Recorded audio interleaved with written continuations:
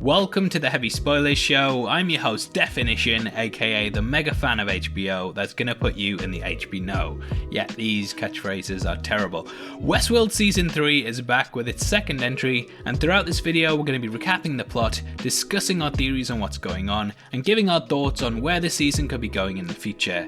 We'll also be discussing the cool little Jurassic Park and Game of Thrones Easter eggs that pop up in the entry, so if you missed them then this is the video for you. There will be heavy spoilers here, so if you haven't had a chance to watch the show yet and don't want anything ruined, then I highly recommend that you turn off now. Make sure you subscribe to the channel as we'll be breaking down the entire season, and please drop a thumbs up if you enjoy the video. With that out of the way, thank you for clicking this. Now let's get into our breakdown of Westworld Season 3, Episode 2. Okay, so if you didn't stick around for last week's post-credit scene, and judging by the 50% drop-off of audiences, you probably didn't, then you might not have any idea what's going on in this episode. Last time we picked up with Maeve, who had woken up in an Italian villa in the middle of Warworld. We're going to be calling it VestVorld in this episode. Is that bad? It's bad. I'll not mention that again. And this 1940s setting completely juxtaposed the futuristic tone of the first episode. In Warworld, she's joined by Hector. However, whilst Maeve wants to escape from the park, we soon realise that Hector is just playing a part in a loop, and he's just trying to save Maeve from the German forces.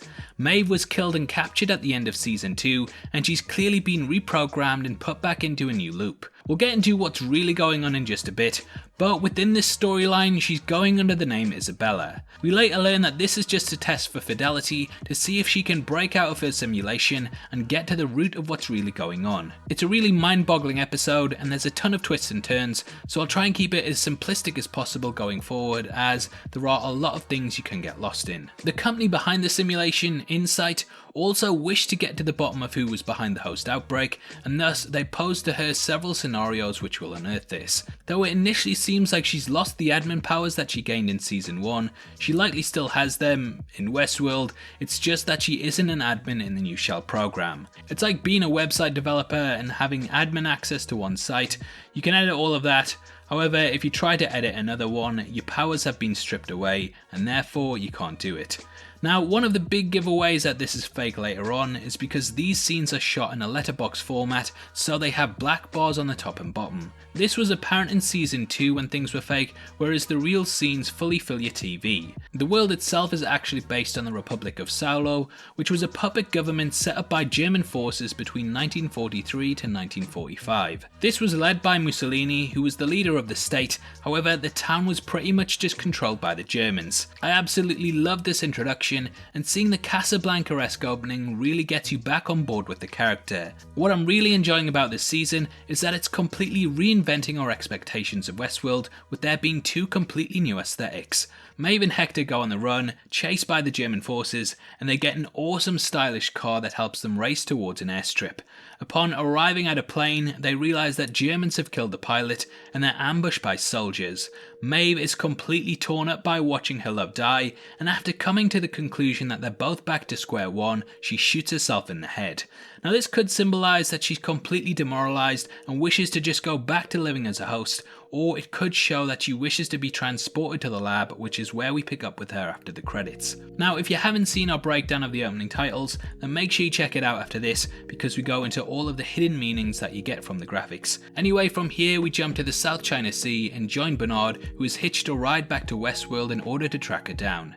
He returns to the church, which has an entranceway to the labs, and on his way he runs into a big character which I'll get into in just a bit. Now firstly, with Bernard's journey, I got a lot of vibes of the opening of Jurassic World Fallen Kingdom, with there being big gates bordering the park around the sea. This was a cool little moment in the introduction of that movie, and it isn't the only Jurassic Park Easter egg either, as later in the episode we see two techs talking. They are played by none other than D.B. Wise and David Benioff, aka the showrunners of HBO's Game of Thrones. If you were wondering what they got up to after no showing the Comic-Con panel and also getting fired from Star Wars, then yeah, we now know where they are. We found them. I wish Stubbs had just shot them. Anyway, it turns out they're discussing selling none other than Drogon from their show to a buyer that is creating a startup in Costa Rica. Isla Nublar is actually just off the coast of Costa Rica, and Nolan and Lisa Joy confirmed to IGN that the park is selling it to InGen, who run Jurassic Park. In case you don't know, Michael Crichton, the creator of Westworld, also created Jurassic Park, so there's a nice little tying together of his two big IPs. Drogon appearing is of course a nod to Benioff and D.B. Wise, but what makes it even better is that George R.R. Martin did actually suggest that Nolan and Lisa Joy create a park called Westworld while having dinner with the pair. Though this doesn't pop up as the name, it's nice to know that there have been talks about bringing the properties under one roof. Drogon itself is actually part of Medieval World, and fans of the original film franchise may recognise this as it was a big location during the films that took place in it. They even have a lute player dropping the same theme as the Westworld tune, so yeah, there's lots of Easter eggs packed into these scenes. Bernard travels back to the house in which Ford used to carry out, let's say, his darker experiments, and he comes across his copies as well as Stubbs, who's shot himself. We discover that Stubbs' job was to protect the other hosts. He didn't have a tragic backstory or anything to tie him to reality, and when everything was over, Ford programmed him to shoot himself. It didn't completely work, as he's a machine, and thus Bernard is able to repair him. The two talk about how Dolores brought Bernard back in order to be his opposite, the yin to his yang that will provide a counterbalance to her actions and stop her from going too far. It's a nice psychological look at Dolores, who, as we know, has lost those around her in the past due to her bloodlust. Maeve is the wild card that, if he secures, will provide him with enough stopping power to take Dolores down should it ever come to it. Stubbs has regained purpose, and he journeys with Bernard to discover what's going on. Maeve wakes up with Lutz operating her, and something is going on because he doesn't seem to be fully aware of who she is.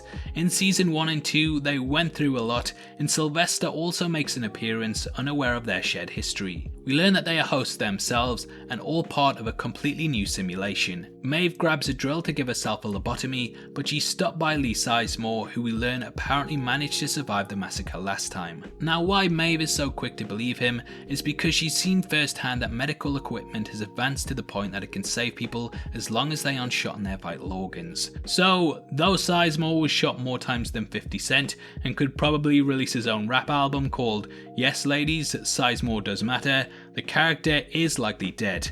Maeve re-enters Warworld to meet up with him, however she realises that he's fake and that she's just inside a simulation carried out by Insight. This has been trying to mimic Delos, and it copied the staff, labs and location in order to construct a false reality that would trick her.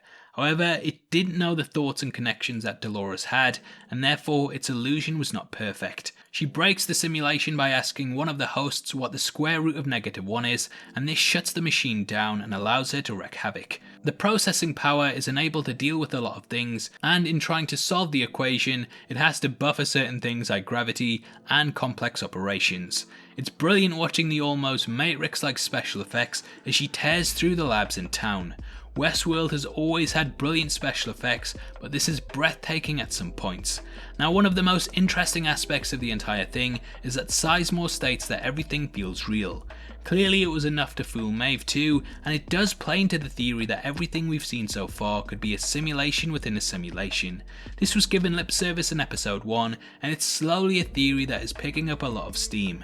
I do think that it's one big red herring, but perhaps the entire show is just something ran by humans before creating AI to discover whether there's a scenario in which machines would rise up against humanity. There's a lot of talk of oracles and prophecies in the series, and it is possible that this is something that could be going on. The simulation within a simulation thing is a bit much, and I do think it would rob the show of a lot of its more important moments by relegating them to being fake, but it is definitely a possibility in light of what's going on. The screen is also full screen, so going by the rules of the show, we can guess that it's real.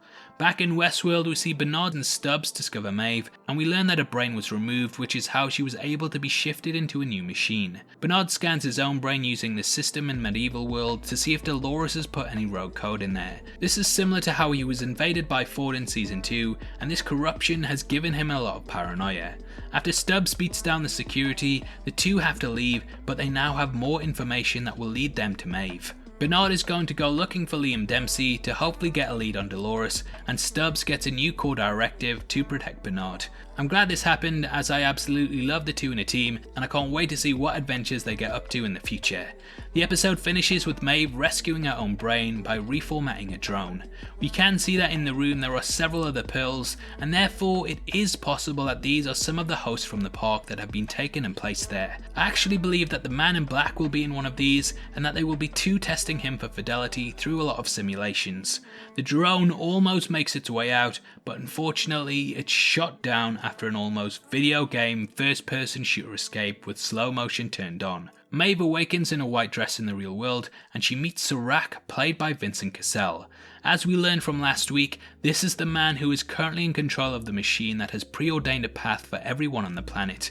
Similar to how it created a journey, a narrative for everyone on Earth, he wants to create one for Maeve, and that is to kill Dolores. Serac is a futurist, and he knows that a war is coming that humanity are doomed to lose. The system that is creating a future for the planet has hit a roadblock, as it cannot predict what Dolores will do, and they need her out the picture.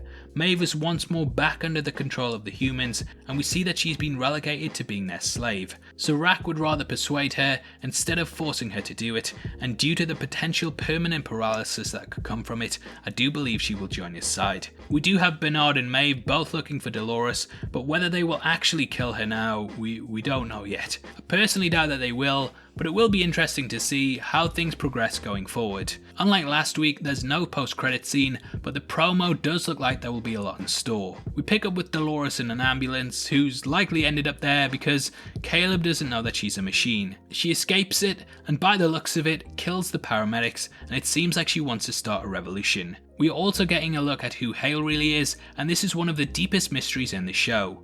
Now, though we guessed it was Teddy last time, apparently closed captions showed that it was Abernathy. I haven't been able to verify this myself, but I did get a lot of comments on it on the last video, so it looks like it is indeed true. Hale is looking after what also seems to be Bernard's child, and it's likely that she's been given this in order to ground her. It is possible that this was given to control her by Dolores, much in the same way that Ford would control Bernard. We do know that the child has died before, so it is possible that this same scenario could happen in order to manipulate him or her. I don't know at this point.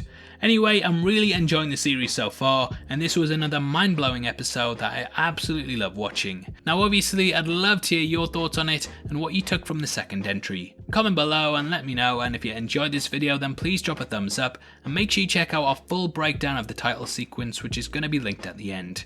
We go over all of the hidden meanings in it, so it's definitely worth checking out if you want to know more.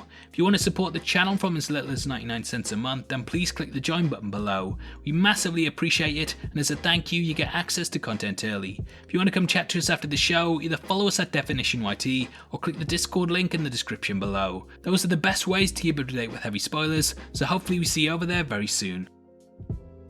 This is a channel for people who are never missing television, so if that's the kind of thing you like, you need to subscribe to Definition. Thanks again for taking the time to watch this. You've been the best, and I'll see you next time.